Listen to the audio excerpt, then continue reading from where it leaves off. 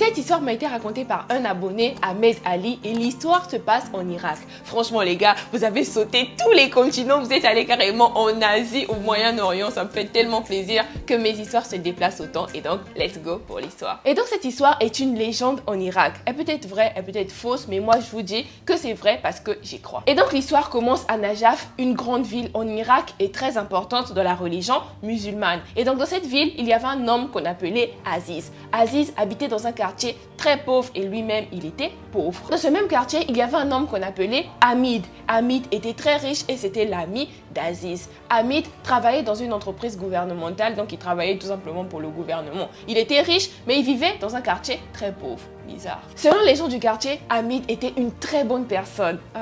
Il donnait à boire, à manger aux gens pauvres du quartier gratuitement. Et donc, il était aimé par tout le monde, sauf d'Aziz qui était son meilleur ami. Donc, Aziz traînait avec Hamid parce qu'il était riche. Et vous voyez, ce genre d'amitié-là, je déteste ça. Et donc, un jour, Aziz en avait marre de voir son meilleur ami, Hamid, réussir dans tout ce qu'il entreprend. Et donc, il décide de le tuer. Tout ça à cause de quoi? À cause de la jalousie. Je vous répète toujours ici que la jalousie, c'est vraiment le sentiment le plus mauvais sur terre. Donc les gars, faites vraiment attention à vos amis. Mais comme vous n'écoutez pas, les histoires sont là pour vous édifier. Aziz va donc voir une sorcière qui habitait pas loin de son village. Et donc arrivé là-bas, il était furieux. Et donc il dit à la sorcière, jette-lui un sort, j'en ai marre de le voir. Aziz. La sorcière dit à Aziz, pourquoi tu veux le tuer? Et donc Aziz répond, c'est mon ami, je veux son argent. La sorcière dit à Aziz, d'accord, il n'y a pas de problème. Je vais jeter un sort à ton ami. Il va mourir d'un problème de santé. Mais quand il va mourir, tu dois me ramener son corps pour que moi, je puisse faire tout le nécessaire. Donc faire tous les rituels pour que toi, tu aies